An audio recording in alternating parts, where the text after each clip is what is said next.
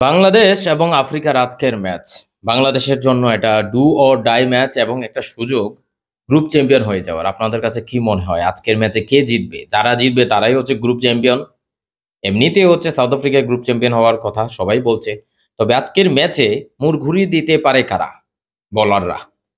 সেই ক্ষেত্রে সাউথ আফ্রিকার যারা যারা বলার আছে, রাবাদা, তারপর হচ্ছে নরকিয়া, মার্কো জেনসেন, কোয়েটসি আর বার্টম্যান, এরা কিন্তু খুবই ইফেক্টিভ এবং উইকেট টেকিং উইকেট টেকার তো অবশ্যই বলার। তো তাদের এগেনস্টে ব্যাট করবে বাংলাদেশের আহ, প্রথম যে দুজন ওপেনার, এর মধ্যে আমার কাছে মনে হয় তানজিদ তামিম ভালো করতে পারে। সৌম্য সরকার সাউথ আফ্রিকার বিপক্ষে ভালো খেলে এবং পেস অ্যাটাক যদি হয়, আমার কাছে মনে হয় সৌম্য সরকার আজকে ওপেনারদের মধ্যে ভালো করতে পারে। তারপর শান্তকে নিয়ে টেনশন, সে অধিনায়ক করুক, তার কাছ থেকে কোনো প্রত্যাশা নাই, সে ভালোভাবে অধিনায়কত্বটা করুক। তারপর হচ্ছে তাহিদ হৃদয়, ও সরি, এর আগে লিটন নামবেন, তারপর হচ্ছে শান্ত, তারপর হচ্ছে তাহিদ হৃদয়, সাকিব, মাহমুদুল্লাহ রিয়াদ। আমার কাছে মনে হয় সাকিবকে একটু পরে খেলানো উচিত, মাহমুদুল্লাহ রিয়াদের আগে, তাহিদ হৃদয়ের পরে, অথবা সাকিবকে ওপেনে নামায় দেওয়া উচিত। ধুম ধারাকে খেলবে, খেলে ওর উইকেটটা ও নাকি চোখে দেখে না। কি কি হয়ে গেল শেষ দিকে এসে।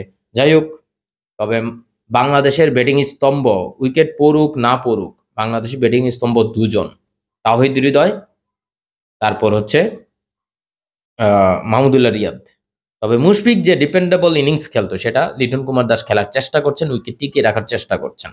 যে কারণে হচ্ছে তার কাছ থেকে ওইরকম শট হচ্ছে না প্রথম দিকে, কিন্তু তারপরেও কিন্তু সে গত ম্যাচে শ্রীলঙ্কার বিপক্ষে বিশাল একটা ছক্কা, দারুণ ক্লাসিক্যাল শট খেলেছেন। বাংলাদেশ সাউথ আফ্রিকার আরেকটা জায়গায় খেলা হবে, সেটা হচ্ছে বাংলাদেশের বোলিং ইউনিট ভার্সেস বা সাউথ আফ্রিকার ব্যাটিং ইউনিট।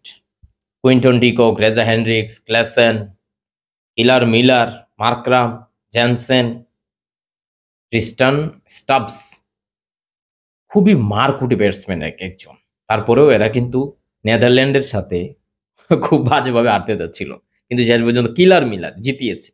যে কাজটা অস্ট্রেলিয়ার হয়ে আহ, করেছে যে ওয়ার্নার, অর্থাৎ পাকিস্তানের যে ইনিংসটা, সেখানে কিন্তু বাবর আজম অথবা রিজওয়ান চেষ্টা করছিল, কিন্তু বুমরার কাছে এসে হেরে গেলেন, যে কারণে ম্যাচটা পাকিস্তান হেরে যায়।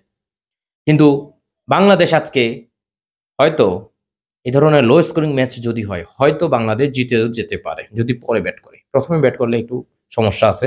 সো সবকিছু মিলিয়ে আপনাদের কাছে কি মনে হয়, কে জিতবে? ভারত পাকিস্তানের ম্যাচে তো আপনারা দেখলেন লো স্কোরিং হয়েছে, সেখানে আজকে বাংলাদেশ এবং সাউথ আফ্রিকার ম্যাচ, সেখানে কে জিতবে এবং লো স্কোরিং হবে কিনা, কোন বলার বাংলাদেশের সবচেয়ে বেশি উইকেট পাবে, অথবা বাংলাদেশের কোন ব্যাটসম্যান সবচেয়ে বেশি রান করবে, সাউথ আফ্রিকার কোন বলার ব্যাটসম্যান, একটু কমেন্টে জানাবেন।